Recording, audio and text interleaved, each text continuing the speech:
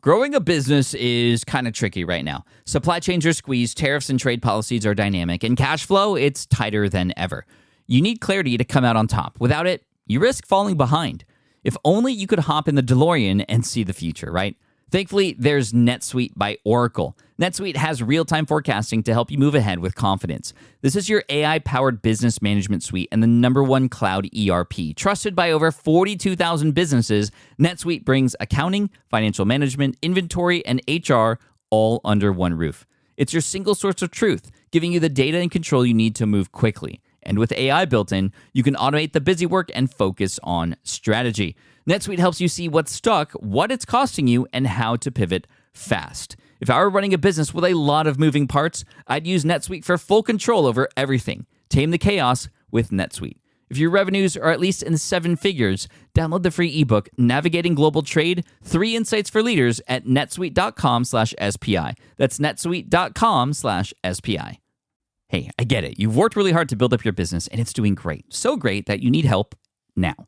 The most important thing for your business is to hire the right people to support it. So how can you find amazing candidates quickly? Easy. Just use Indeed. When it comes to hiring, Indeed is all you need. Stop struggling to get your job post seen on other job sites. Indeed Sponsored Jobs helps you stand out and hire fast. And with Sponsored Jobs, your post jumps to the top of the page for your relevant candidates, so you can reach the people you want faster. And it makes a huge difference. According to Indeed data, Sponsored Jobs posted directly on Indeed have 45% more applicants than non-sponsored jobs. And it's one of the largest databases of job seekers, too, giving business owners access to a wide range of candidates. And one of the things I love most about Indeed is the job alerts feature. I get notified when new candidates apply. There's no need to wait any longer. Speed up your hiring right now with Indeed. And listeners of this show will get $75 sponsored job credit to get your jobs more visibility at Indeed.com/smartpassive. Just go to Indeed.com/smartpassive right now and support our show by saying you heard about Indeed on this podcast. Indeed.com/smartpassive. Terms and conditions apply. Hiring Indeed is all you need.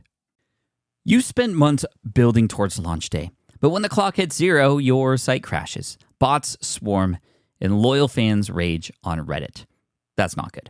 Fanfare was built to stop that. Fanfare is the drop platform made for high-pressure moments, stampede-proof infrastructure, verified waitlists, and bot filters that actually work.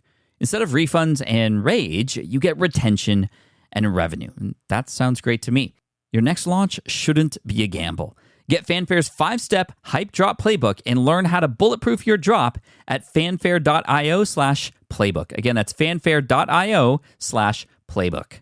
This is a Smart Passive Income Podcast with Pat Flynn, session number 136. Welcome to the Smart Passive Income Podcast, where it's all about working hard now so you can sit back and reap the benefits later. And now your host.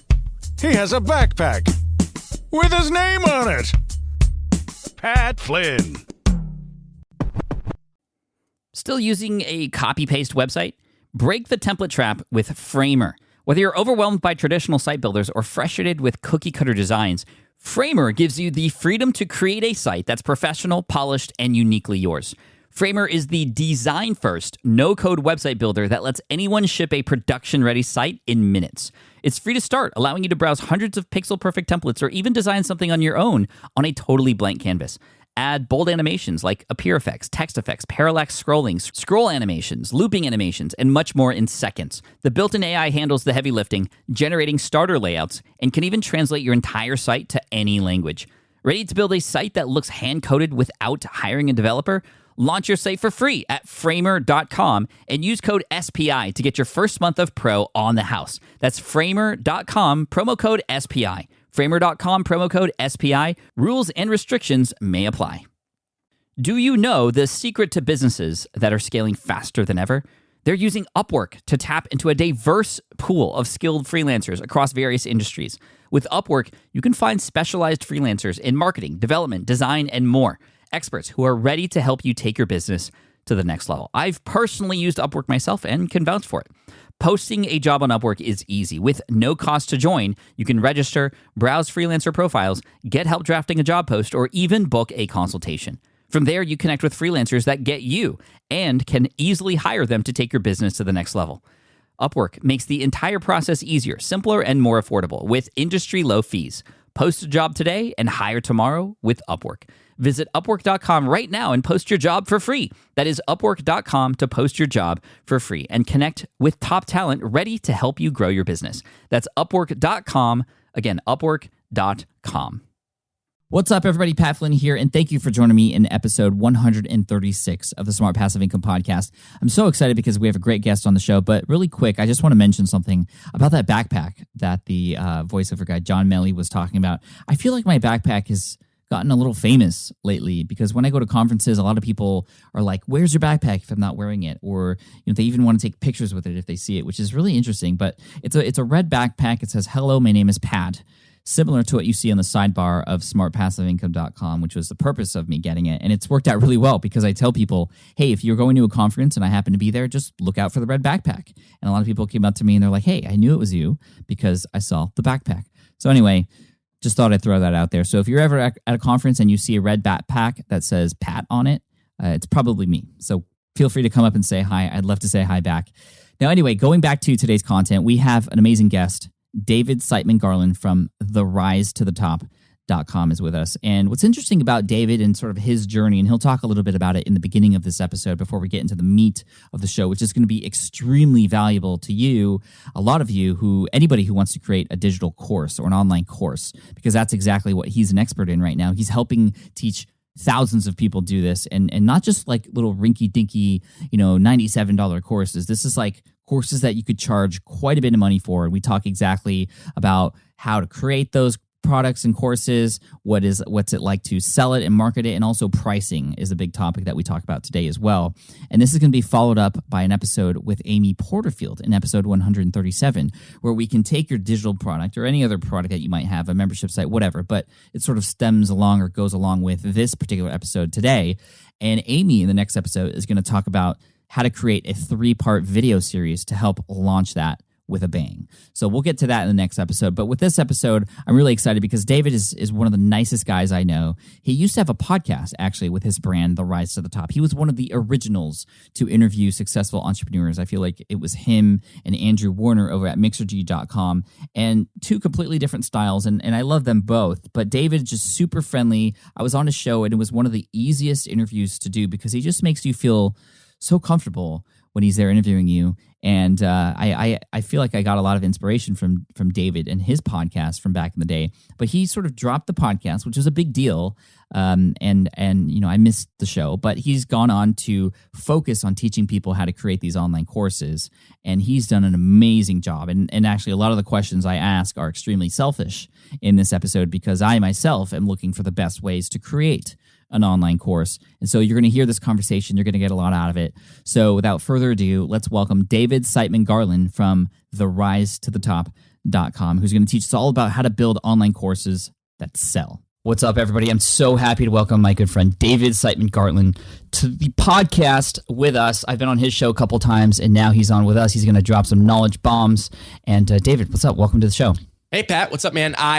Bringing my bombs, full of knowledge here. So thanks for having me. It's going to be great. Dude, this is so cool. And I first just want to congratulate you on the upcoming new addition to your family. I'm so happy for you. How's all that going in the household and stuff? I am super stoked. I mean, it's that thing. So, I have a little girl, for those that don't know, that's due on Valentine's Day. So very excited. Really quickly, as soon as we found out that it was a girl, I feel like there was just a flood of pink that has come into the house. Like all of a sudden, like seriously, within like 25 minutes, there was a pink bunny. I don't even know where it came from. Like stuff just comes out of nowhere. So very excited about it. I'll have my hands full because I'll have my wife and then a mini wife, mini version of her. Mm-hmm. So I can't be more excited though. And I know you go down that path of daddom yourself. So I'm super stoked. Yeah, I wouldn't trade it for anything in the world. And I'm so happy for you. And so you have done a lot, and a lot of people know you from your podcast, but you're not doing that anymore. You're doing some other stuff. Can you talk about sort of the journey you've had since you've started to where you're at now? Yeah, sure. So I'll give the Cliff's Notes version of it for sure. So I started my business, The Rise to the Top, in 2008 online. And I believe, Pat, that was a similar time to when you started. I remember there was some kind of magical, it was like October 2008. There's like a whole group of people that started around then, somewhere around there. That's when I got laid off. And I don't know if that was the case for you, but... No, actually, what I did was I was working in the inline hockey industry a couple years before that. A really random story. But be that as it may, really random. But I came up with this idea to do a online show and podcast. Really how it started was all about entrepreneurship. It was very broad. It was very early on. As you remember, I mean, this was 2008. The podcasting landscape and online shows was very different than it was now. Very different. And so really for 5 years, what I spent most of my time doing, or about 4 years into 5, was I would interview entrepreneurs all around the world.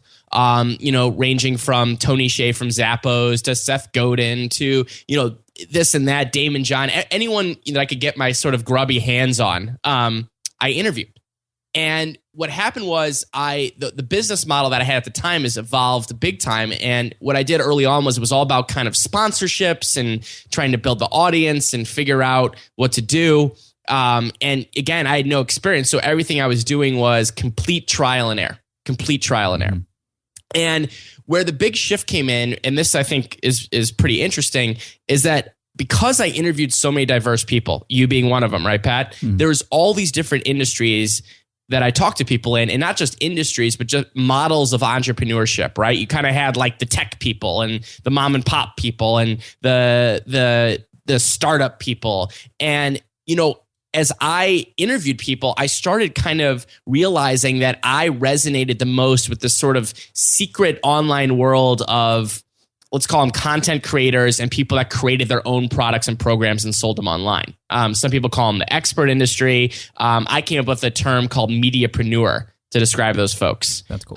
And what was interesting, and I know, Pat, you'll resonate with this, and so will Smart Passive Income Nation over there, is that the lifestyle and the way that they described their businesses was different than anything else. You're talking to people that were working from anywhere. You were talking to people that kind of control their own destiny. They could be home with their kids or traveling around, whatever they wanted to do. They seem to have smaller teams. Their stress levels seem to be lower, and they just seem genuinely happy and also making a lot of money and helping people. And I thought that was pretty darn cool. And this is where I started discovering these sort of online course creators, ranging from the early days from, the Marie Forleos and Ali Browns and, Derek Halperns and Ryan Lees and people like that in this world. And I just became obsessed with it and started interviewing just those types of people, soaking everything up like a sponge. And then I started launching my own products and programs several years ago. And that's really where the business took off.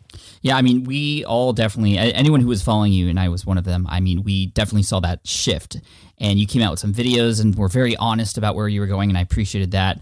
I'm a little sad that your podcast isn't live anymore because it was such a good podcast. I feel like you were one of the original people who started interviewing other entrepreneurs, you and Andrew Warner, and you in particular was such a good interviewer. Like, it was one of my favorite shows to be on, and you asked the best questions, and you're always just friendly, and you make me feel comfortable. And you could tell when guests come on your show that that's the case. I mean, just thank you for the inspiration for how to run interviews. Well, I appreciate that. I mean, that's great to hear. And honestly, the reason I stopped doing the podcast, and my last episode was published right at the end of 2013. 2013 was a couple reasons. One, I was just kind of burnt out. I mean, just to be 100% honest, Pat, like after doing 5 years of shows, I just kind of was going through the motions the last few months. And I don't want to be in a business where I'm just going through the motions, And number two is where we've evolved now is just to kind of complete that story. And the story, but I launched my own program about doing interviews online. And that program took off. And then I became very obsessed with, creating and selling digital products and programs, and did that for a couple years. And then the question started being, well, how do I create my own online course and sell it online? Yeah. And that's when our business really took off. That's now what our entire focus is helping people create and sell their own online course. And what was interesting is as that business took off, that basically took up most of my business time. And I'm putting the business time in quotes, not like that weird song where business time is a metaphor for sexy time. But we're talking, in the time that I was spending. And so, I might bring back the podcast. I've thought about it. It might happen. I've teased at it before. But I just want to make sure that we're kind of doing it for good reasons, Right, right. So again, we're talking to David from therisetothetop.com. And if you go to that homepage, you'll see he's great pictures. And he says, I help people create and sell digital products and programs online. Very clear. And I think I need your help because, I've been doing this for quite a while and I just don't have my own online product yet. And there are so many which ways to go, so many different programs to use, so many types of courses I create. How does one get started? How do I get started trying to figure out what to do first or what course to create? Yeah, it's a great question, Pat. And let me tell you, I was like this several years ago, right? I had people coming up to me left and right and saying, David, you need to create your own products and programs. And I had written a book and I'd kind of done some other stuff and I just hadn't got grasped around it. And, my program didn't exist that I had right now. Otherwise, I would buy it, back in the day. So I had to do it really by trial and error. So I think the first thing to think about, and this is key before we get into kind of topic and all that kind of jazz, is online courses is a great tool to use to generate revenue and help people, especially if you don't want to be on that type of treadmill. When there's a treadmill out there of membership sites and other things like that, and I'm not knocking membership sites or anything, but I'm just saying for my personality and maybe for yours too, Pat, I think it's great when you can create something once and sell it over and over again. Right. So this is actually different than a membership site because I think some people combine online programs with membership sites. Can you sort of define what each of those are really quick for us? Yeah. So I think, here's some of the key ways, obviously, you can generate, revenue from something that right? You've got the obvious ones that you just talked that are out there like, one-on-one coaching, group coaching, speaking, all those types of things fall into the category of what I would call dollars for hours. Right. And, just personally, I'm all about lifestyle. I don't necessarily love doing those dollars for hours things. Right. And a lot of my customers want to get out of that race as well. Then you have the more leveraged programs, and those have subcategories. So here's some examples of some programs, right? You would have online events and summits. And we've done some of those, Pat. Actually, you participated in one of those a few years ago. Yeah. Online events and summits, those types of things. You've got online courses and you've got membership sites would sort of be sort of the three kind of major categories of those. And then you also have smaller things like ebooks, stuff like that, right? But I'm talking about more on the premium side.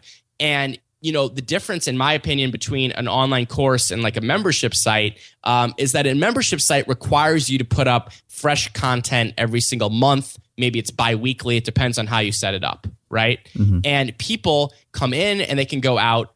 They pay a fee and they can come in and go out and all that kind of jazz. And you have kind of an ongoing treadmill. Now, there's ways of getting around that and doing it where it's more automated and stuff like that. But for me, what I love about online courses is that you can have a premium price on something because online courses sell for premium price when you position them correctly and you have authority behind them. We'll talk about that, I'm sure, more.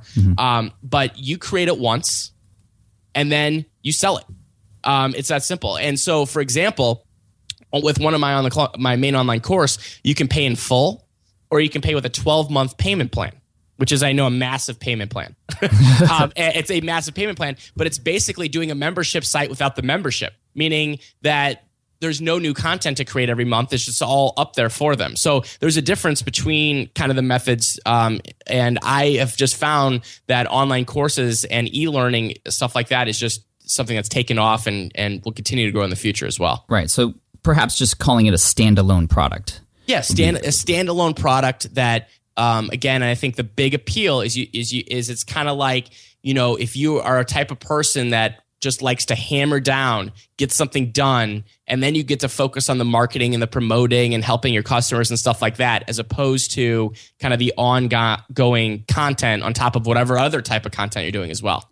Right. Now, a lot of people, I feel, if they have solutions to provide to their audience, they're going to immediately go to something like an ebook because it's a lot faster to create. It's just, simple to think about, and you sell it on your site or on Amazon even. But why should people think about doing an online course? What helps, what makes an online course that valuable and able to, or allow you to charge premium prices for it?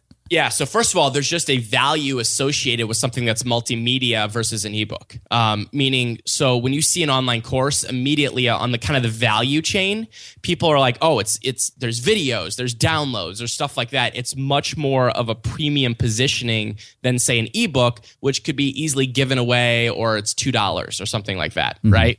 And then this is what I love about online courses is you don't need a huge amount of buyers to be massively successful with it, right? So let me give you an example compared to ebooks, right? Let's say you do a $497 course, and I actually have a cheat thing in front of me. So when I'm about to throw out this math, you're going to think I'm a wizard, and I'm not at all. Trust me. So if you get one buyer a day for a $497 course, one buyer a day, that's $181,405 a year. Okay? And that's just giving you a scope of just where it could be. You do half of that, one every other day, right? You're looking at about $90,000. And my point is, it's very hard to make that kind of money with an ebook. And I think also, and this is important too, that online courses set people up for success, meaning your customers, more than an ebook. Like I know ebooks are great. I consume ebooks all the time. I think they're fantastic. But if you really want to help get people results, and that's what this is all about, is helping people get results, whatever that result might be, whether it's, the losing the 10 pounds or how to build a teddy bear. I don't know, whatever. That was random. I saw a teddy bear to my right and I was like, yeah, you are definitely in father mode already. Yeah, I know, right? There's a little bear. I don't know what's going on over here. I've lost my mind. You're in the results industry, right? At the end of the day, getting people results. And it's been proven that online courses are amazing ways to get people results by having a step-by-step system for them to follow. And I think that's also where the appeal is. Yeah, absolutely. I'm so glad you said that. And a lot of people have said this to me because I give away most of my information away for free. And I want people to consume it and share it and things like that. But then I've had a few people that we both know actually say, dude, you need a course and you're actually doing your audience a disservice by not creating a course and allowing them to more easily and sort of more, I want to say professionally go through that content. Yeah, and I agree, because here's the thing. Let's think about it this way, Pat. Here's another great way of thinking about it, is that, have you ever gotten something where it's free, maybe it arrived in the mail, maybe you saw it online, and you just kind of set it aside, right? Because it's free. Yeah. Oh, great. It's aside. Maybe it's valuable, maybe it's amazing, but it's free. Now think of something that has had a little bit of an impact in your wallet that you purchased, okay? And there's that term, get your money's worth. Right. And you're doing your customers a service by doing that. People always say, well, why do you charge premium prices, all these different things, besides the revenue, which is amazing, and also getting better customers because you're getting these premium people. I mean, it's amazing stuff that you can do at premium prices. You're also kind of telling people, hey, listen, let's get the pedal to the metal here, because they're thinking, oh my God, I've spent $1,000 on this, $2,000 on it, $500 on this. I'm going to get my money's worth, and I'm going to show that Pat Flynn that I'm going to do his darn course and get it done. I'm going to get that result. Yeah, I mean, actually, I'm thinking about one time when my buddy offered me a disc. It was a disc for P90X, and he offered it to me for free, and I knew that if I were to take that, I probably wouldn't complete the 90 days of training. And this is sort of an at-home fitness training program. So I actually bought it on Amazon and I got it. And, I completed the course. I completed the training because of that. Yeah, and that's where the transactional thing comes in here. There's a big difference again, and you create some of the best content out there online, on the internet, in this space and maybe anywhere. And there's just a lot of room here for you to make a premium course that would absolutely crush it, and not only crush it for you, obviously, but also your customers and people coming in that want to get that result, whatever it might be. Love it. Okay, so we know we want to do a course. Where do we start? Obviously, topic. There's perhaps every niche has a number of different things they could create a course for. Do you go a completely narrow solution? Do you go wide? How do you even begin to think about this? Yeah, great. And I got definitely some steps to think about this for sure. So here's something very important. The biggest mistake I see is people going too broad with their topic. Too broad with the topic, meaning they come up with something and it's just how to dominate on social media or something like that, right? And what I encourage people to do is you either have to get very specific by audience or by topic or by both. Okay. So let me give you an example. One of my most successful students, her name's Nikki Brown. Okay. And Nikki launched her first online course this year using my program, did $60K on her first launch, and now has done well over $100K on top of that. And this is one of the reasons it's successful is that here's what she did. Ready? Here's the breakdown. She started an online business, then moved towards online marketing, and then realized her sweet spot was copywriting. And that's what her course is about. It's called A Course About Copy. It's just on copywriting. See how that gets specific? Yeah, that's very specific, actually. It reminds me of episode 128 with Manu Kalia, who is a physical therapist, and he created an online course that was specifically for getting better knees. And it was perfectly niched even for runners. Even the copy on that particular page was just for runners. So, I mean, that's another great example because he did really well too. And it actually helps, I would imagine, with your targeting if you're doing ads and like your copy and things like that. No, you're exactly right on. So for example, you can also go very specific on your audience, which I also encourage. So there's a guy named Christopher Stafford who has another successful course that we've done, and he started with sort of service professionals, like selling for service professionals, and he's gotten all the way down to selling for realtors and lead generation, right? And that's why his was successful, did $30K on his first launch, right? And that's where I see one of the key things. I've been talking with a friend of mine who's working on kind of rebranding a fitness course that he's doing, and he wants to do it specifically for guys over 40, right? And this again, exactly, because then once you have that demographic, then think about your marketing in the back of your head. Well, now it's easy to target on different things, exactly like you said. It's easy to target on ads. It's easy to target on, let's say, places you want to be interviewed online. It's easy to target when you want to do guest blog posts and stuff like that, right? Yeah. Because you already know specifically where you want to go. But taking a step back from that, Pat, and I think this is one of the key things to think about, is I call this the pay attention principle. But really, the idea here is, what are the most common questions that you're asked? And this is the challenge for you to think about, and also your entire audience. What are the most common questions that you're asked all the time? When you're on social media, when you're at a conference, after you're speaking at a conference, when you're in the bathroom and someone comes up to you and gives you a hug and says, "Pat Flynn, you're at the toilet. I'm going to give you a hug." Whatever weird stuff happens. That's happened. What are the most common questions that you're asked or emailed? Also, are there any how-to posts that you've done that went through the roof in terms of like people like resonating with it, right? Just to give a scope, this is how I came up with my first product, Create Awesome Interviews. As I started realizing people were asking me all the time, well, David, how did you get interviews for your show? How did you market your show? How did you get an audience? How did you get a sponsorship? Like all these different questions all related to interviews. And that's really where Create Awesome Interviews came from, was that. Just simple questions coming from people. And what I would encourage you is to think about that, Pat. And then if you have an idea what it might be, that's a great time to survey your audience. And I have a 1-question survey that you can send out. How about this one? 1 question. What is it? All you say is, what do you want to know more about blank? You don't tell people you're creating a course. I mean, you could if you wanted to, but you say, I get questions all the time about X. What do you want to know more about blank?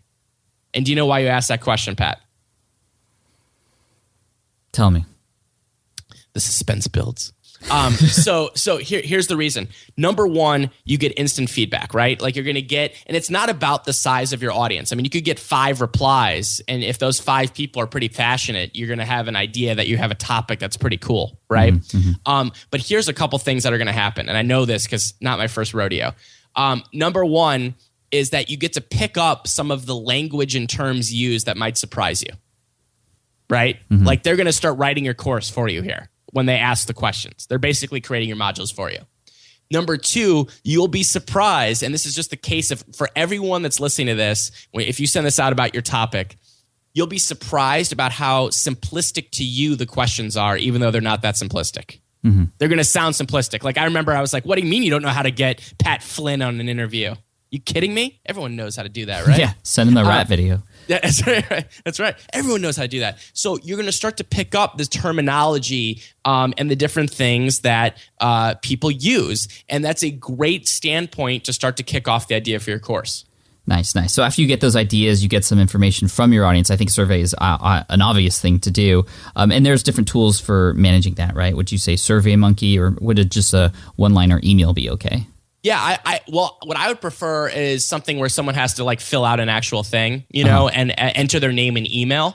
Okay. And so SurveyMonkey's perfect. Wufoo is another one. WUFOO, another survey tool. But what's cool is if I look back at that survey, that very first survey I did, the people that answered that survey had the highest conversion rate. Not surprising, right? No, not at all, actually. It's because you're going to get the most passionate people. So make sure they enter their name and email. So even if you put it up on social media or something like that, you're going to still have like a little list of kind of pre-buyers here, if you will, or, a very hot list of people, which I think is important as well. Right. Now, at this point, I know a lot of people, they focus on validation of this idea, really making sure that this is something that will be sellable before they actually even create it sometimes. Is that something you recommend doing? How do you, what are your next steps after you get these survey answers back? Right. I do and I don't. So how do I tightrope walk this, right? There's two ways to look at this. First of all, if you obsess all day over validation, or not all day, I mean, for the next 6 months, you're going to be in trouble, right? It can be something that can be done very quickly.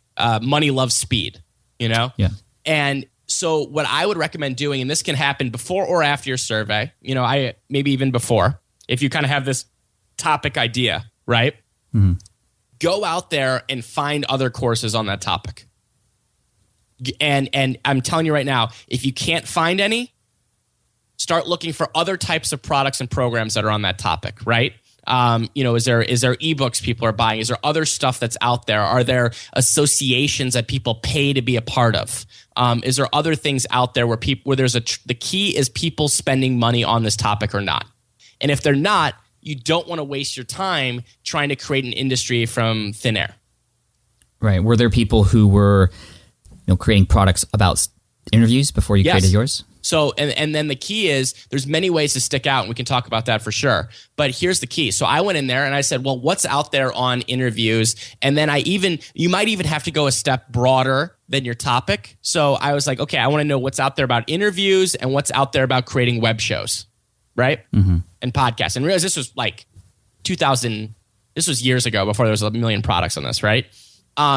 So first of all, I noticed that Andrew Warner had something, but it was just like a small kind of $97 1 hour thing or something on interviewing, right? I saw several other people had some how to start a show type stuff.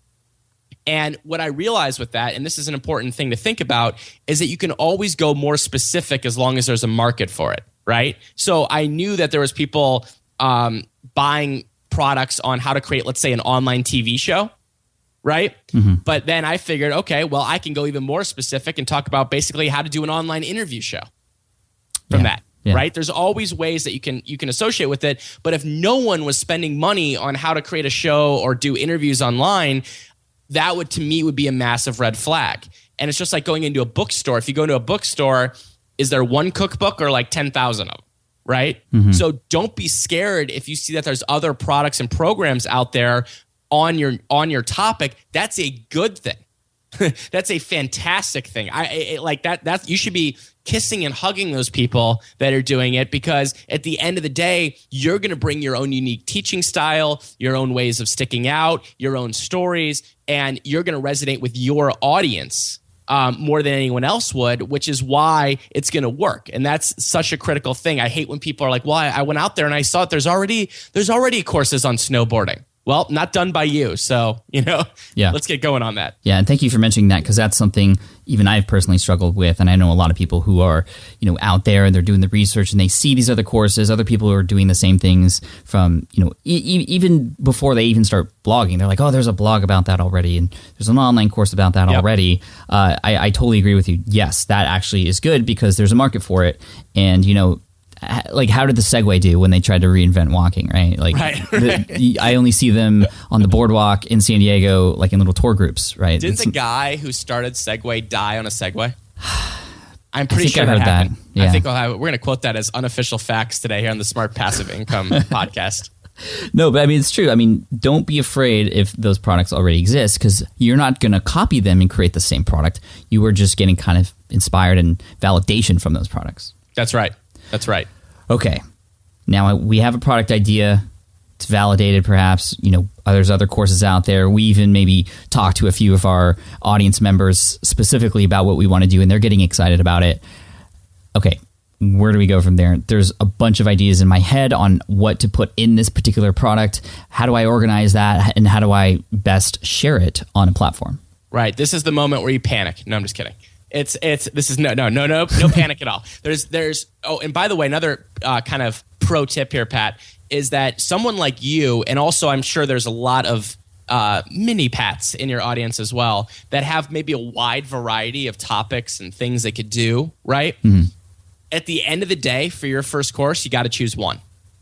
You got to choose one. You know what I mean? I've seen people try to launch 3 courses at once, work on 4 at the same time, work on 2 at the same time. You know what? Later on, you might move into another topic, but you got to laser focus on one. That is a huge tip for sure. Thank you for that. I need that. Laser cut. And at the end of the day, and by the way, this is another one before I even go through all exactly the question you asked, but is you got to also realize with someone like yourself, Pat, and also the mini Pats that are out there, that your topic is not going to be for 100% of your audience. So don't worry about that. Yeah, no, that's There's really no important. topic you're going to come up with that is going to be 100% of your audience. You know, so you can't worry about that either. Some people are going to like it. It's not going to be for others, and it's totally fine, right? Okay. Follow-up question based on that. What if I am just starting out and I hardly have any audience at all? Can I still do a course and be successful with it? Well, step 1, build your button audience, my friend. Yes. Do you know what I mean? Yes. You know, and the key here is that you got to kind of put a flag in the sand. And we've had people that have started with a list of, 0 people and have built it up. I don't specifically teach list building per se, but we've had people with anywhere from 400 to 1,000 people on an email list launch successful courses. We had one last week, actually, that was one of our highest first launches ever. They started their business this summer.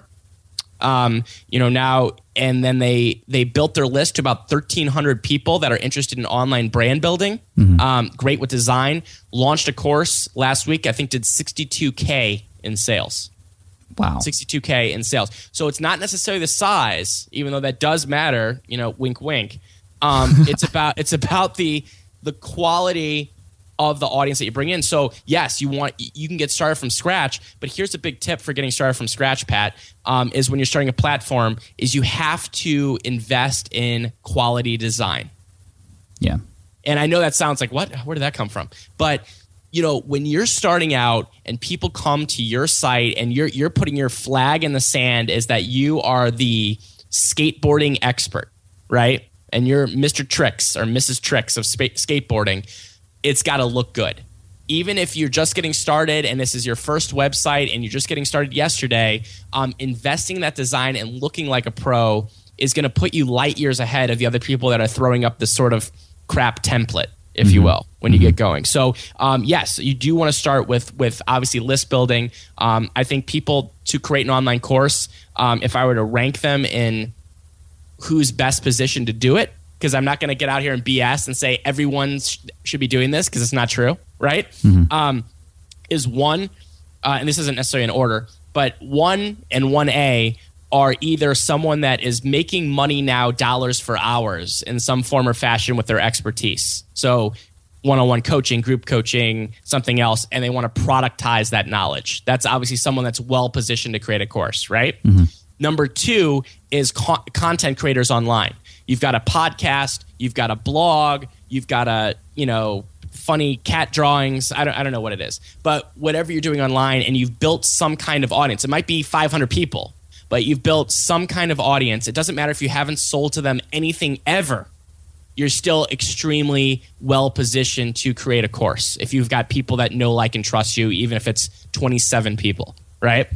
And then the third type is kind of the starting from scratch. And that's where you need to really be strategic and really focus on your list building. And if you know what your topic is, you're going to have a head start on the rest of us and not just build a random list, if you will. So important distinctions there for sure. Awesome. Thanks, David. Before we get to that answer that sort of everybody's been waiting for after I asked that question, this these things keep coming up, and this is a mental one again, and something that even I've struggled with in the past as well, that I think we should definitely cover, at least just for a minute here, is okay, I've been pumping content out, I've been building a relationship with my audience, everything's been free so far, and then I'm going to start selling something. I'm worried I'm going to get backlash. I mean, I've sold a product already, so I'm kind of over that hump of, I've ripped the Band-Aid off in terms of that on my site personally, but I know there's a lot of people out there who are afraid to start selling after they've given things away for free for so long. Great question. And it's definitely one of those kind of key, myths of what happens with online courses. Now, first of all, let's talk about this. Will you get probably some backlash? Probably. Yes. Yeah, you probably will. And guess what? You just got to deal with it. It's one of those cases because at the end of the day, I'm not going to let a couple rotten apples that are in there that are, let's just be honest, like they're either freeloady or a little douchey, be the types of people that are not going to allow me to help a bunch of people by selling a product, right? And at the end of the day, this is what I think you have to get kind of over, right? Is get your selfish motives out of your head and think to yourself, oh my God, I am going to be helping people with this product and program, right? If you don't believe in it, you're going to crumble when the backlash comes, if the backlash comes, right? And the thing is, you just have to remember you are helping people, and yes, you're going to make money from it, and that's a good thing. That is an amazing thing, right? And so, and I got to be honest too, a lot of times that thought process of I'm going to get a bunch of backlash is actually way overblown than what actually happens. We always think like 10,000 people are going to come out of the woodworks with pitchforks and have protests, and I say that right now because I'm in St. Louis where I live, where we're in the midst of protests here right now over a bunch of stuff. And they're worried that the helicopters are going to be going and there's going to be flags out waving that Pat Flynn wants money, right? And it's just not the reality of it. You might get one or two comments, you delete them, you move on with your day, and it should not affect you when it comes down to it. Yeah, I mean, it's funny how the math in terms of comments and responses is whacked out where, one negative comment trumps, 1,000 positive comments. That's absolutely true. And you just got to – it's one of those things like we're all human. You're going to see it and you're not going to like it. If I see it, I still don't like it right nowadays, but you learn to deal with it and you learn to realize that this is someone that's not your peep. And you got to realize when you put your flag out that you're going to be selling products and programs, your audience might adjust over time. I know mine has as well. Yeah. Right. Yeah. And you're kind of saying, hey, this is kind of where we're going to go for now. And I'm not saying that, it has to be the topic of your program for the rest of your life, but there's going to be some people that maybe fall off and you have to be totally cool with that because you're also going to be bringing in more people that are like, oh my God, this is totally what I'm coming here for. Love it. Okay, now let's shift from mindset to technically how to put all this together. Yep. Kind of going back to that original question. We have this product idea. Where do we start? How do we get this information in our heads and our expertise onto a platform to best serve people? Right. So kind of 2, 3, and 4 when it comes to it. If step 1 was coming up with your topic, right? Right. 2, 3, and 4, and I'll breeze through 2 and 3, and then we'll get to 4, which is really what you're asking about. But you kind of got to go in order. Is you want to name your course, you want to price your course, and then you want to record your course. Okay? Name, price, record. Name, price, record, baby, just like that. NPR. And by the way, on a note on this, I love doing this stuff up front.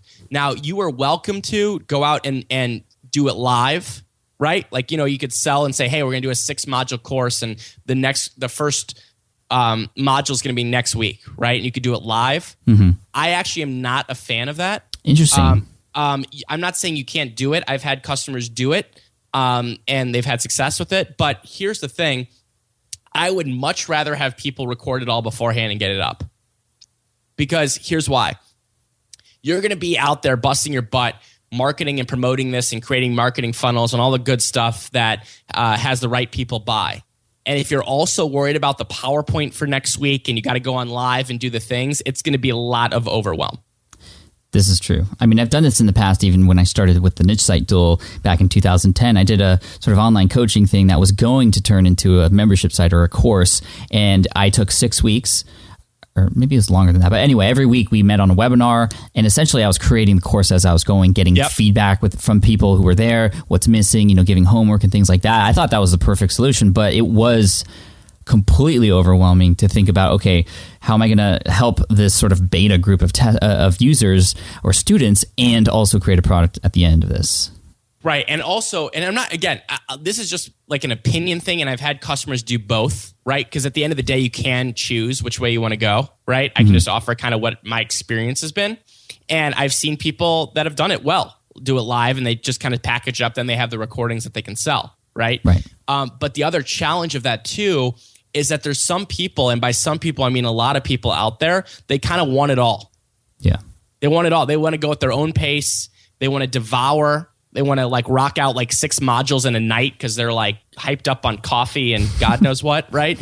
Or you've got some people that want to go through the pace thing on a weekly basis. And the thing is, if you give it all to them, honestly, they can kind of choose their own path. Okay, which way they want to go. So you don't recommend, and I've seen courses do this in the past, where you sign in, you pay, and you get your login information, and then it's like module 1 comes out week 1. Yeah, even though it's already there, you're sort of drip feeding. Yeah, I'm going on my experience and my opinion from 3 ways. 1, my own consumption of products. Number 2, creating them and watching my students. And number 3, hearing from my students, right? About their products and programs. So I've kind of got like the trifecta of everything covered here. Right. I really do believe we're shifting towards the more on-demand, binge-watching Netflix-like model where you give it all to them. Yeah, no, that's a perfect way to put it. I mean, I watch, the whole season of Orange is the New Black in like a day. Yeah, exactly. And I think well, I'll just give you a scope. I've got Amy Porterfield. You know Amy. Yeah. Pat, right? And we've had many discussions about this. Amy and I are in a very high-level mastermind group that we do together. There's like 6 or 7 of us that we get together once a quarter. And we got to sneak you into one of those, by the way. But we were talking about this. She's got her main product called FB Profit Lab, right? And she launched it twice this year. And the first time she launched it, it was a drip, right? So here's module 1 this week, next week module 2, whatever, right? And then decided this time on her most recent launch of it, after our discussions, to give it all to people at once. And it definitely worked better. That's awesome. That's good to hear. And actually, we're going to have Amy come on the show. I'm actually interviewing her tomorrow. And we're going to be talking about her sort of 3-video launch sequence, which she did really well with. Because, I have you talking about, how to create the course and what it's going to be like. And then we're going to have her kind of help put it all together with the marketing and launch. I mean, I don't want to toot my own horn that she learned that launch sequence from me, but dude, because she did. I'll ask her about that tomorrow. Yeah, that's part of the VIP launch strategy is the videos and stuff that we sweet. went over. Okay. She just made them prettier than everyone else and made them awesome. So that's why Amy rocks. So that's kind of my thought process on that. And again, you're welcome to go and do your own experiments. But a couple things. So one, very, very briefly on the name of your course. Yeah. End of the day, the name does not matter. It does not matter. It matters very, very little compared to the hook. And the hook is the promise of what your course does for people or what you're going to be teaching them, right? So a hook is something like the step-by-step system to do blank, or the blueprint, Pat's blueprint to blank, right? The promise of what it is and who it's for is the hook. Kind of what they're going to get out of it. Exactly. So for example, mine, Create Awesome Online Courses, is the proven step-by-step system to create, promote, and profit from your own online course.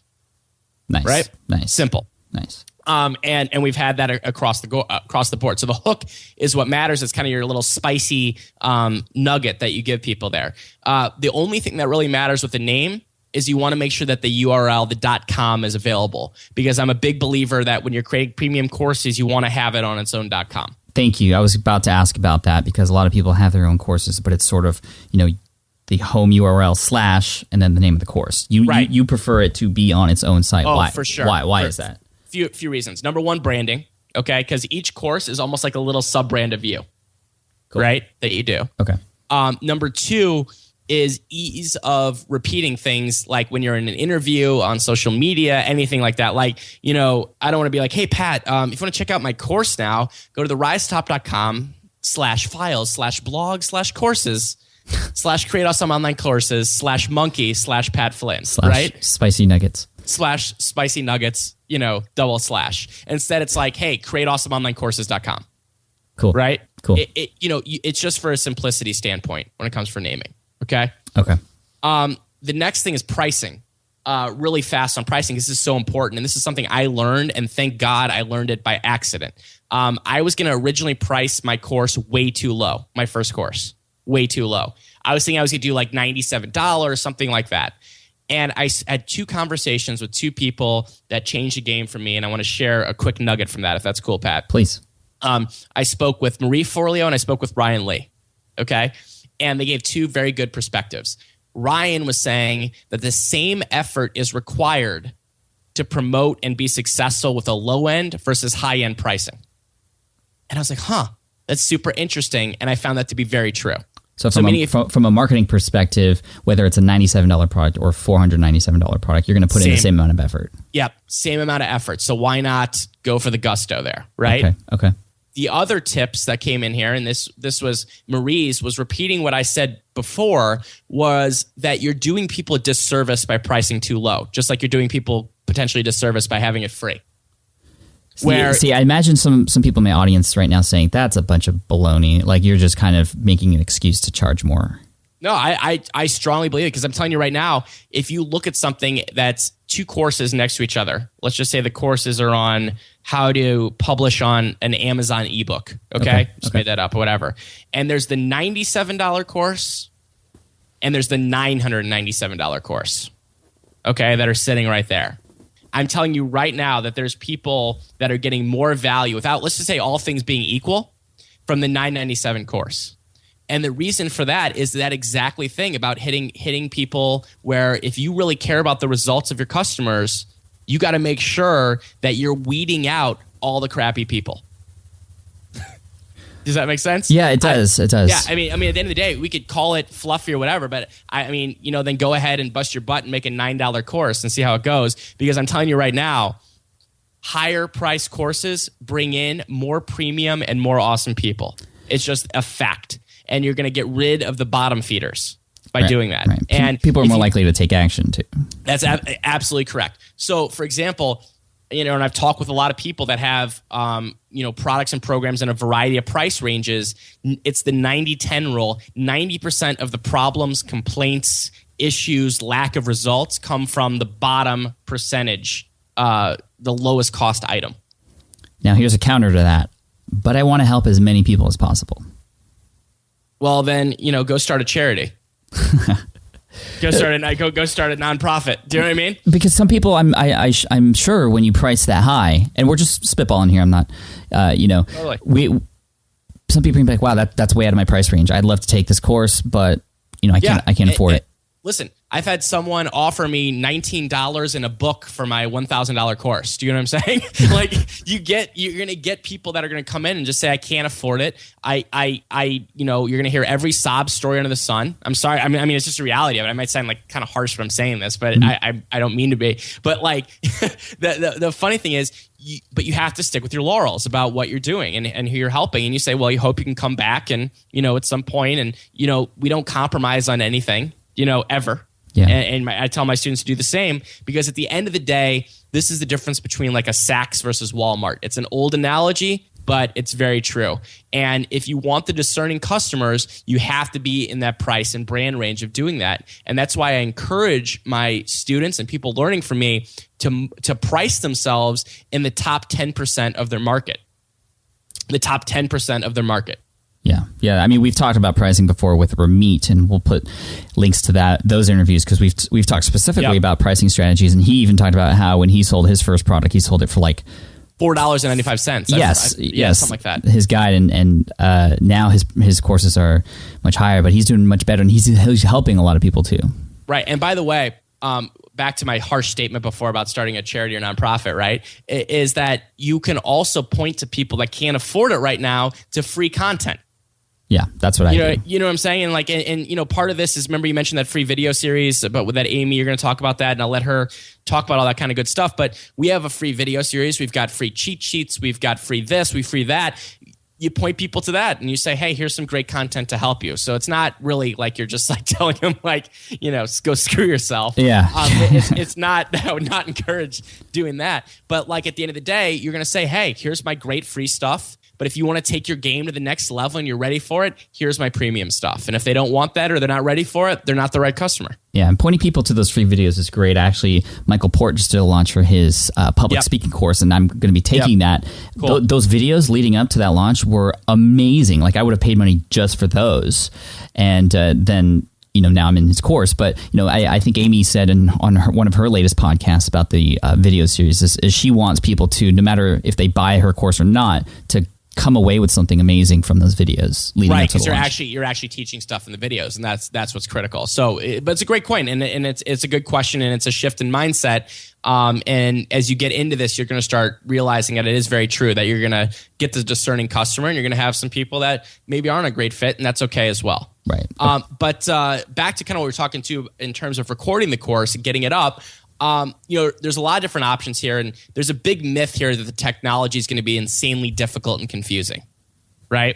And as an entrepreneur that is doing this, it really comes down to getting in the trenches and learning how to do it. You know, doing support, you know, contacting these companies that I'll mention a few of them in a minute, and getting in there. No one comes out of the womb like understanding how to work GoToWebinar. Do they? Right. Pat, I don't know. Is your daughter going to know when she comes out? The daughter, I mean, my daughter is going to obviously be a superhero. Yeah. So, you know, she's going to be different, right? But, no, but, you know, we don't know, you know, you didn't come out like figuring out how to do Skype. So, you know, your option one is that you get in the trenches and learn it. Whenever I see something that's going to be valuable for my business, I want to get in there and learn how to do it, right? Yeah. Number two is you outsource it. You outsource it. You know, to that techie cousin Ray or whatever, but Ray. Or whoever it might be, you know, that you can hire. Yeah, Ray. I don't know how to code anything, right? Yeah. Do you know how to code? I feel like you know how to code. I know how to code a little bit because when I started my blog, I was in the trenches, and actually I tried to learn CSS and HTML because I didn't trust anybody else with my stuff. And now I'm sort of trying to outsource as much as I can. So, yeah, but let's just put it this way. Having technical prowess has very little to do with a success of an online course, because let me give you a scope. I mentioned that mastermind I'm in with Amy and a few other people, right? I mean, these are all people that are making, at the very least, almost 7 figures. Most people making 7 figures or more in their business in this group. And it takes us like 30 minutes to figure out the Wi-Fi when we get together, you know? Like people like sitting around, I don't know, is it a capital A? I don't, you know what I mean? Like like if people were videotaping it, they'd be like, seriously, you know? Seriously? I want to see a video next time. So when it comes to recording your course and getting it up, you know, I always offer like kind of a set of tools and resources, and I'm always testing new stuff as it comes out. But really to record your course, it comes down to a microphone, a computer, and then if you want to do PowerPoint or Keynote, if it's something like that, or recording videos if you're teaching something very visual, i.e. like tennis or something. Right. You know, you might want to be on camera showing people how to hit the ball versus like, you know, a PowerPoint, which is probably not going to work for that. Right. And if you're going to use PowerPoint or, you know, Keynote and just kind of record that, you can use a tool like ScreenFlow or Camtasia. Right. And with a camera, I mean, there's a bunch of different cameras, and we don't have to get into the, you know, technical sort of which ones are best, but, you know, it doesn't have to be super fancy, right? No, not at all. I mean, you know, and I think if you're going to be on video really teaching something and doing a premium course, it's probably worth investing at least a little bit to, you know, to be in quality HD. But as we know, camera prices continue to go down. It might even be worth getting a little bit of a camera crew to do that if you're going to be actually on camera. But I'm telling you right now, Pat, for my courses, you know, and we're talking courses that have generated now millions in revenue, right? Is that, you know, it's literally me sitting right here, right now, just like this, on this microphone that I'm talking to you on, with my computer on in Keynote, with ScreenFlow simply recording my screen. And that's it. That's awesome. Right?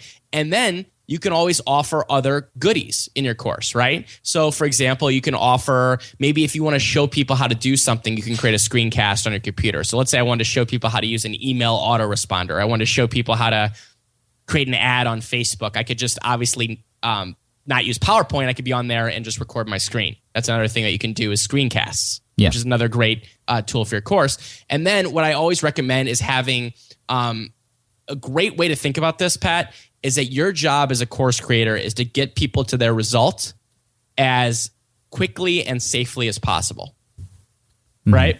As quickly and safely as possible. Like you're the shortcut to doing this, right? You're the shortcut. So what are some things that could be shortcut-y that you can put in your course? Maybe you've got some cheat sheets you can create, or some maps, or a equipment guide, or anything that helps take time away from people, because that's really what they're paying you for, right? Is to learn how to do it and do it quickly. Right. Are great things to include in your course. Now, here's a big myth, Pat, and this is important, is that just because you're charging higher prices doesn't mean you need to put in more content in your course. This is something to think about. People think that if they charge higher prices, that means they have to throw in everything in the kitchen sink and the history of mankind into their course to justify the value of the price. Right, which could sort of defeat the purpose of the shortcut part of it. Because now you've gone the long cut, right? Yeah. Which is just the way. And so the problem with that is that you end up in a situation, you're exactly right, where now people are like, oh my God, are you serious? Like 196 modules and 300 downloads? That's never going to happen, right? You want to have people that sit there and say, okay, I can do this. Not like, oh my God, it's going to take the rest of my life to do this, right? And that's why when it comes to the amount of modules and things like that, I don't believe you really want to go over 12 modules with your course. You don't want to go over 12. And if you could do it in 8, do it in 8. If you can do it in 6, do it in 6. At the end of the day, once you start getting over 12, even if they're shorter, it starts to kind of creep into people's minds. I don't know if I can do this. I don't think I'm going to buy it. So modules being sort of like chapters, right? And within those chapters, there's lessons. You break it down. I mean, this is the best way to look at it is, I get it. You can get out a piece of paper if you want to. And what I like to do is get out a piece of paper or, open a Word document and say, where's the person at right now? Where do you want to get them to at the end of it? And what is the steps that are going to take them to get there? Right. And you literally write out the steps, right? So like for me, it might be, pay attention in a survey, naming your course, pricing your course, recording your course, generating opt-ins and potential buyers for your course, doing a VIP launch of your course, over-delivering your course, and then ongoing sales and support, right? That might be the steps. And it's not a might; those are actually the steps. Right. but I'm saying that lay that out. So, like for example, if I was teaching how to drive longer in golf, it might just be step 1 might be club selection, step 2 might be grip, step 3 might be but I don't play golf that way, so it's gonna go downhill really quick. But step 3 is how to put the tee in properly. I don't know, whatever, and all the way down to you get to that point where you're hitting the longer drive, right? Right. So breaking that down into the amount of steps, and feel free to go crazy with it at first if you want to. I mean, write down as many as you want to, and then you want to condense that down into basically modules of your course, which is a great way of organizing it. Got it. Okay, so we're creating videos. They're short and sweet, lots of modules, not too many, obviously, but then some lessons within those modules, again, to help people with that shortcut to get to that goal that you want them to get to. Videos hosted where? Yeah, so, and by the way, a length of videos, people ask all the time too, doesn't really matter. I've seen courses that have 10-minute videos. I've seen courses that have 45 1-hour videos. At the end, not 45 1 hours. 45 minutes to an hour. Oh, okay. Is that the length doesn't matter because that's very topical. You know what I'm saying? It really depends on your topic. Just make sure, keep in the back of your mind, am I doing this as quickly and safely as I can, or am I just adding in a bunch of filler, right? And if your answer is, I am doing this as quick as possible, well, then that's the best length for your video, right? Okay, got it. Okay, so I prefer to host with Wistia. I just like Wistia. I love Wistia too. Yeah, that's where I like to put it up. I think a question based on that is, why not YouTube? You definitely don't want to do YouTube for sure, because this is going to be a private paid content behind a paywall. And so you really don't want to, even if you put it unlisted and private on YouTube, not only that, you're kind of losing, I think it kind of cheapens the brand a little bit. Yeah, when it's on YouTube and it doesn't look like a premium course, it looks like you just put something on YouTube. and also, just kind of lack of control because it's on, YouTube versus your own account on something. Right. Plus Wistia, I love Wistia. Not only are they a great company and they're always, forward thinking, but the analytics that go along with it are so important. I've had a course in the past that used Wistia to host, and just to see where people drop off in the videos and what I could do to improve them. And sort of, you can even get it to a point where you can then show your audience in that membership site. This is sort of advanced, but sort of have them understand what videos are left to watch or which ones they've seen already. Right. You can geek out for days with all the analytics on Wistia, which I love. And what you could also do too, and this is totally up to you, but if you want to have downloads, excuse me, of your course, maybe you want to allow people to download the video or MP3s or stuff like that. I use Amazon S3 for that. Okay. Which is just it's super, very inexpensive. You pay per download, like when someone downloads it, based on the file size. Like I think my bills are like $3 a month. It's like 0.0001. Yeah, like I think my big bill was $3, and I was like, $3. No. And so anyway, that's what I would recommend for video hosting. Okay. Sweet. And then, we have these videos, we have our content, we want to share it, we have, we want to have people download it. Perhaps we have worksheets and other things that go along with those different lessons. How do we get that up on our site? We have our own URL for this domain or for this product or course. There's a ton of different kinds of sites out there that can help you deliver this content in a fashion that's easy for your audience to go through it. What do you recommend? What are the tools out there that you use? Yeah, so I'll share what I do and just kind of, and this landscape, by the way, is changing a lot lately, which is great because it's getting easier and easier. And anything that gets easier and easier is great for us. Yes. And so first of all, let's break it down. There's two options really at the end of the day in terms of categories. Category one is you host it, right? Which I'll explain what that means in a second, meaning that you're going to get a little site created for you with WordPress most likely, and I'll talk about that in a second, or you create it yourself with WordPress, and your costs are essentially the upfront fee to get that created, and then that's really it. Then that's just maybe a little bit of hosting fees. That's about it, right? Or you host it with someone else that offers a course hosting service where you're paying a monthly fee that could range from a couple $100s on up, right? Okay. Does that make sense? Yeah. So you got the host, you create it and put it up, doesn't have to literally be you, or you host it with someone else, right? Okay. All my courses right now are self-hosted. So that means it's on WordPress. And what I did is, and actually in my course, I've got recommendations for people to, they have access to my developer. I've got another guy that's creating courses. He's like a course machine for people. That's cool. That just for like $1,000, a little bit more than that, he creates you a custom course theme on WordPress with all your plugins and all that kind of good stuff. And then that's where your course will live. Sweet. On there. That's awesome. So I love doing custom ones on WordPress. Now there's other systems out there. There's Kajabi's coming out with a new thing that I'm kind of excited about. I'll be testing that soon. And some of the other self-hosting course options, I encourage you to go to explore if you want to. But that being said, most courses, all my courses and a lot of my students' courses are on WordPress with their own little theme that's created for them to do the course. Now, is that using a plugin like Wishlist to deliver them? Because I know Kajabi, Wishlist, there's WP Courseware, Member Mouse, there's a ton of them. Right. So here's what you do, right? Yeah, great question, Pat. So you get on your course. What does a course site really need, right? So first of all, obviously it needs your course on there, right? So you need to upload your videos, have your modules, have your downloads. If you've got a link to support, anything like that, and then there needs to be a gateway where you have to log in with a username and password that you purchased it, and then the system recognizes you. So a couple ways to do that. Wishlist member is kind of the gold standard for doing that with WordPress. Wishlist member. Now, I am in a slightly tricky spot because I use Entreport / Office Autopilot for my email marketing and stuff, and my payment, everything is handled through them, basically. So they have their own little WordPress plugin called Pilot Press. I see. Okay. Which is essentially Wishlist. I see. So it's similar to like Infusionsoft, which is a CRM email management system, but they even have their own sort of course software that goes along with that. That's exactly right. Okay. So so like you plug that in and it goes together. But that's really all you need. And none of this stuff is, I mean, it could be outsourced for pennies on the dollar too, if you don't want to do it yourself. But yeah, essentially you just need a place to put the course, a place to protect it, with a username and password, and then have that username and password system integrate with your autoresponder, and you're off to the races. I know it might sound a little tricky. It really, at the end of the day, isn't. Awesome.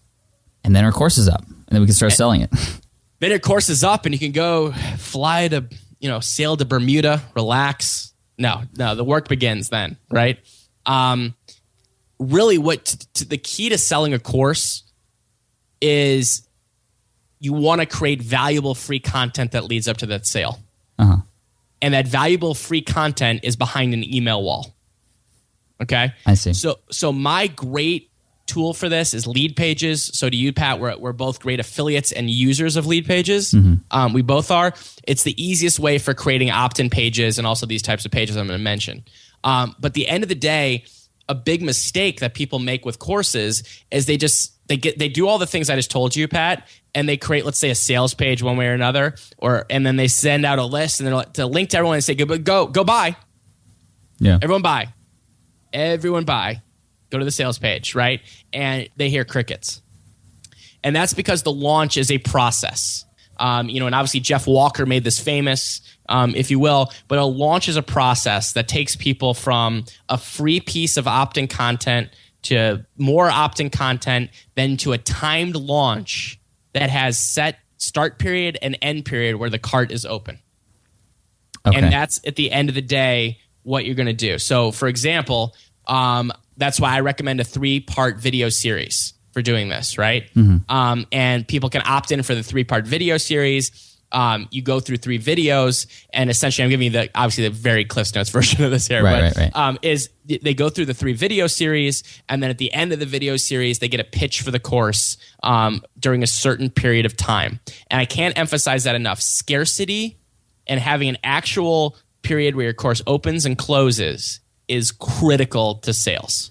So you would recommend that versus creating a course and just having it there on your products page? That's right. So I've tested them both, and I'll tell you what we do. So first of all, I would recommend anyone with their first course that they do their own personal VIP launch first.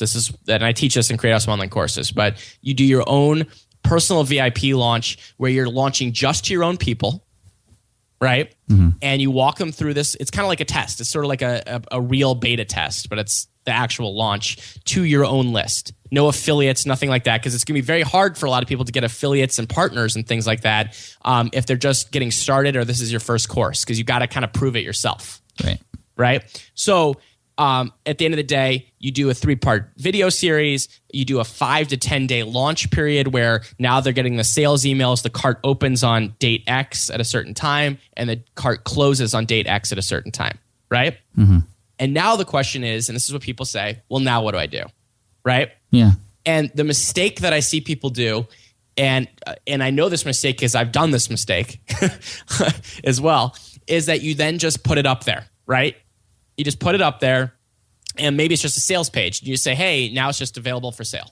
Yeah. Right? Yeah. And you might get a trickle. It's kind of like, walking up to, well, I was going to give a horrible analogy. I'll just save it for another time. But it's you might get the occasional home run, right? Where someone comes and they go, oh, okay, great, and they buy it, right? Okay. But let's take it 2 steps further. Step 2, instead of having it up, just a sales page, you actually have it set up as an opt-in page where people get your free video series. The one that you've already done for the first one you've already done for the launch, and you get a free video series. You go to this page, you opt in, you watch your free videos, and at the end of the free videos, you take people through their own little mini launch where you tell them about the product. Okay. Oh, okay. So it's based on a timer, not based on a actual date on the calendar, right? I see. Okay. So you have 48 hours to whatever to get here's the thing. So this is where I told you we're going to go 3 deep here, right? Yeah. I'm going for the hat trick here. We're going 3. You just said you went to your first hockey game, so we have to use a hockey reference. Yeah. We said that before we got on here today. But so at first I would send, this is when I was figuring this all out for trial and error for my first course, right? Mm-hmm. Was at first I would just send people to a sales page, and it was like the tiniest trickle of all time, right? You'd occasionally get one or two here, blah, blah, blah. They kind of went there, right? Mm-hmm. Then I said, okay, I'm going to have them opt in for my free video series, and then I'm going to give them a little like open it at the end and say, hey, here's the link to buy, and then a few reminder emails. Okay. And that got more of a trickle, like maybe double, right? But the difference was I didn't have people on I didn't tell them it was closing. There wasn't any real close. It was more like, hey, it's opening. And then like at some point it was like, hey, this is the last time I tell you about it. Because I didn't figure that out yet what to do. But the second example, the one you just mentioned, you sort of warmed them up a little bit. You given them some free content. Yep. And so that's helped. You never go for the sale right away. Okay. Like you walking them through this free content, and then they go through, a few sales emails, right? Okay. And that worked much better. Right. But I learned, and people were saying, you got to have scarcity in there. And I said, well, I got to try to figure this out. So what we ended up doing, and this funnel has generated about, on average, Pat, about 10 to 12 grand a week for us right now. Jeez. On this funnel without me, which takes 5 minutes of work a week from a VA. But here's what it is. So it's the exact thing I mentioned to you where they go through a free video series. Right? Mm-hmm. But at the end of the video series, there's an actual personal time launch for that person. Interesting. Elaborate. So here's how it works, okay? And this is it might go over a couple heads here, but I'm going to try to keep it as simple as possible. Okay. Here's how it works. It's a 3-week process, okay? It's a 3-week process from start to finish when someone opts in. On week 1, they opt in, they actually get a free cheat sheet. From me. And people can check this out. And you'll even have a link for this, Pat, I'm sure. Yeah, it's smartpassiveincome.com/cheat sheet, actually. Yeah, there you go. And so you will have you will be able to see this in action if I want to reveal behind the wizard here. Is on the first week, no matter when you opt in, you get a free cheat sheet. Monday, Tuesday, Wednesday, Thursday, Friday, Saturday, Sunday, right? Mm-hmm. On week 1, you get a free cheat sheet. Week 2, I come back and say, hey, hope you enjoyed that free cheat sheet. Here's a free video. It's the first of a 3-part video series. Okay? And those videos always go out the same days just to the people that opted in for the cheat sheet the week before. Does that make sense? Got it. Okay? So then they're going to get a couple other emails. I've got a couple interactive emails. I got all kinds of cool stuff. But they're actually on now a timer with the group of people that opted in on that first week that then go through the free videos in the second week and the last video in the third week. And then the cart opens for those people on, let's say, a Tuesday morning at 9 o'clock, okay? Something like that. And it closes that Friday at 11:59. And we've got special links that we create using a system called Timerlay, Timerlay, which is one of the coolest, little easiest tools I've ever seen. Timerlay. So it's Timerlay. Got it. And what Timerlay does is allows you, without any coding, to create little timer buttons on any page you want on your website, or actually any page on anyone else's website if you wanted to as well. Uh-huh. And then basically you tell Timerlay, hey, put this timer at the top of the page. And when it hits 11:59, change to a new page. It says you missed it, right? So you're actually taking it away. Okay. And then what happens is Timerlay will give you a link like timerlay.com/pat/November, right? Or something. Mm-hmm. And you can use that link that you send to people so it actually expires on a certain date and time, which now allows you to add scarcity in your launch. And what scarcity at the end of the day does is it gets people off their butts to make a decision, yes or no. And when we started doing this, we started going from like a random sale or two a week to now, like I said, consistently 10 to 12 grand at least on a weekly basis just on that evergreen launch. So you are closing down for just a short period of time in between these sort of weekly launches. Is that correct? Well, just for that group of people. So on any given week, so let's just say this week, right? Uh-huh. I've got people at all the stages. Right. I've got people that are opting in right now, and so they're on week 1. I've got people that are on week 2. I've got people that are on week 3, and I've got people that maybe went through the launch and didn't buy, right? Okay. And so you're going to end up, so every week, you're kind of like 3 weeks in, of course, every week you're opening it up for a certain set of people during a certain period of time. And mixing in these evergreen launches plus live launches is where the real magic happens. Where you can host your own webinars, you can host joint webinars with people, all that kind of stuff, and then you really have something going from there. Now, for the people who end up not purchasing, what happens to them? Do they miss out for good, or do they just we just push them off like a little cliff? It's not a big deal. We just push them. We just say, "Hey, good luck." No. First of all, they're going to get more free content from us. Like they're kind of on my my newsletter list, if you will, and they're going to get periodic free content, right? But then what I do is about once a quarter, I do a public launch. I'm putting that in air quotes, public launch, meaning that I will go back to everyone on my list, plus people on social media and stuff like that, right? That's hence the word public, right? And host a webinar, usually a webinar or two, where you're basically saying, hey, to the people that kind of missed out, last time, hey, here's another chance. And there's always going to be a percentage of people on your list that are ready to purchase. Right. But it might not be right now. But the people who didn't buy, they won't have another opportunity until that public launch, right? That's right. So it is a true closing of that card. I mean, I hate... Oh, it's real. No, it's totally real. And we've had people like... And by the way, we're always straight up with people. So if someone comes in and says, I missed it or whatever, right?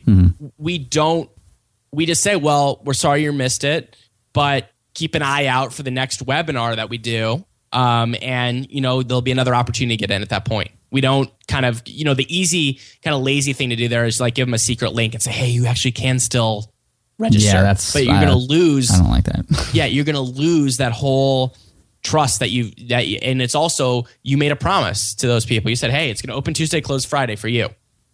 That's super sweet. That's wow. This is fantastic. Yeah.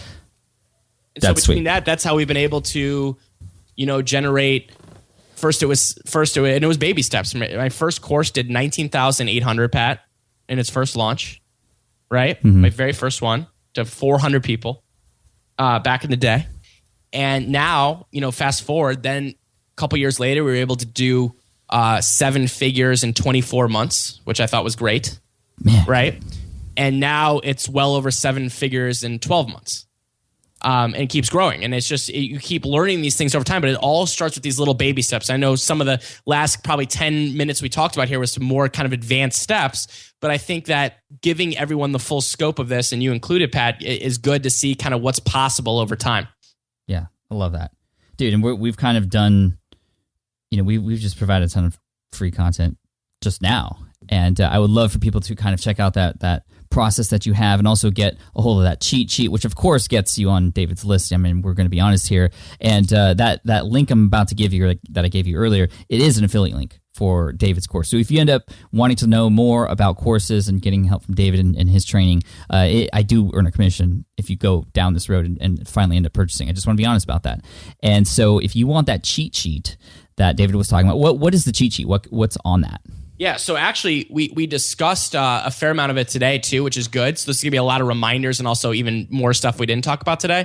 So here's what you'll get. If you go to that link, you're going to get, it's a 1-page, just like quick reminders of the 7 steps to create, promote, and profit from online courses.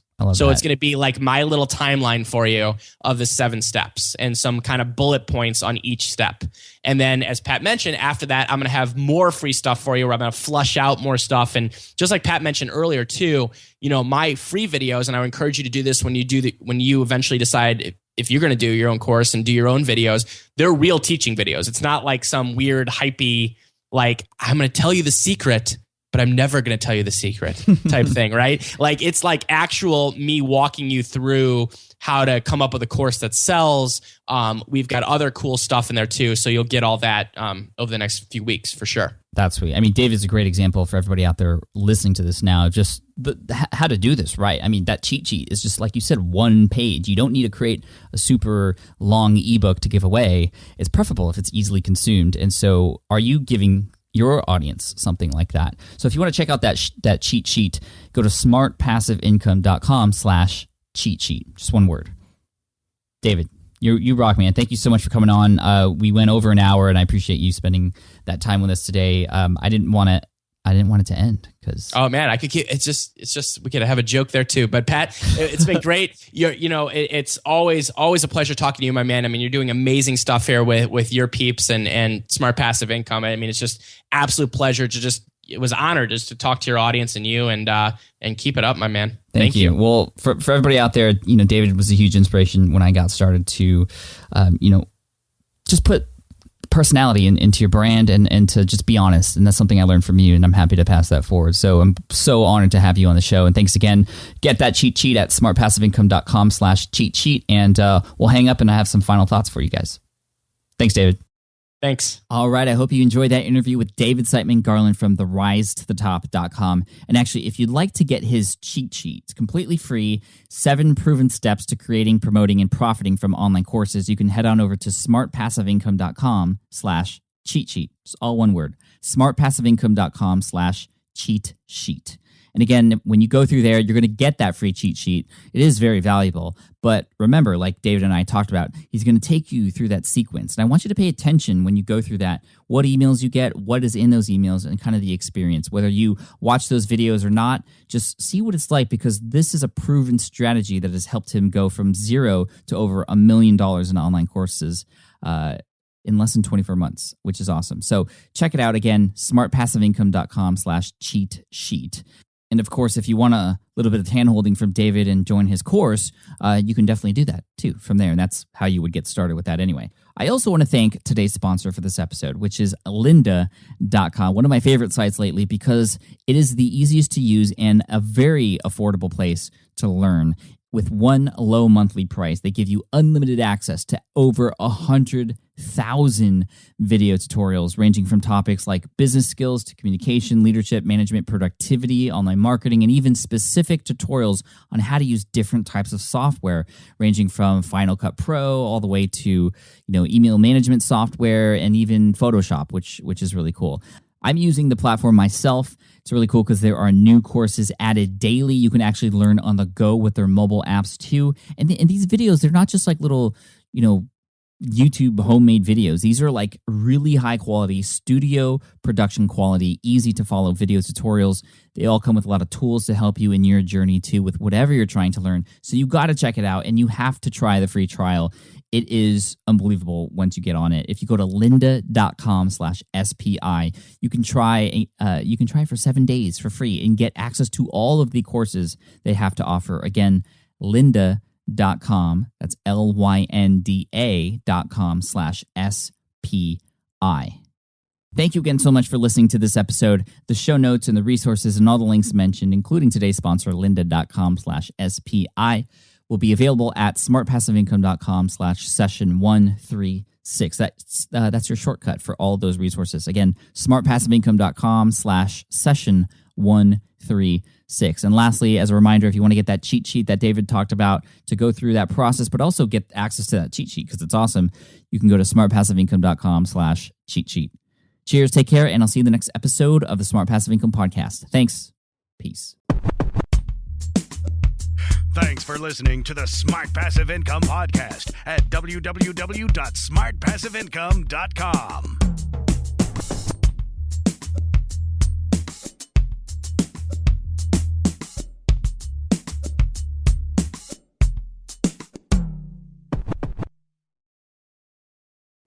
Hey there, quick pause here because I have to tell you about a tool that completely transforms the podcasting workflow, Riverside. I get it. I used to juggle multiple platforms just to record one podcast episode. It was exhausting. Zoom for recording, Audacity for editing, and then a bunch of different apps just to create clips and social posts. I've tried other ones as well. They were okay, but they were clunky and super time-consuming. That's where Riverside has massively helped. I can do it all in one place, recording, editing, repurposing, one platform, one streamlined flow. I just log in, record with my guests no matter where they are in the world, and just like that, studio-quality audio and high-resolution video all in one. And get this, even if your Wi-Fi glitches, Riverside records locally on your device so everything sounds and looks crystal clear. But here's my favorite feature, Riverside's AI editing tool. You can remove silences and filler words with just one click, hours saved. With Magic Clips, Riverside also automatically finds the best moments and turns them into ready-to-post videos for YouTube Shorts, TikTok, Instagram, all without the extra editing. So if you're looking to level up your production quality and simplify your workflow, go to smartpassiveincome.com/Riverside and use code SMART to get 1 month free on the Pro plan. That's smartpassiveincome.com/Riverside, promo code SMART. It's built by creators for creators, and I think you're going to love it. More people dream about building their own business and being their own boss rather than retiring early. But a majority of them never even take the first steps to register the business. Why? Because starting a business can feel overwhelming. With legal forms, paperwork, finances, it's a lot. And that's where Taylor Brands comes in. Taylor is a complete business builder designed to make launching your business simple and stress-free. You can register your LLC in just minutes, keeping your personal and business assets separate from day one. And from there, you can get access to everything you need to get off the ground, from legal documents, licenses and permits, invoicing and bookkeeping tools, and even a 100-day business coaching program to help you hit the ground running. You'll also get a free personalized business plan, branding tools, and so much more. And of course, our listeners get an exclusive 35% discount to get started. Just head to taylorbrands.com/SPI. That's TAILORBRANDS.com/SPI. Stop dreaming, start building with Taylor Brands.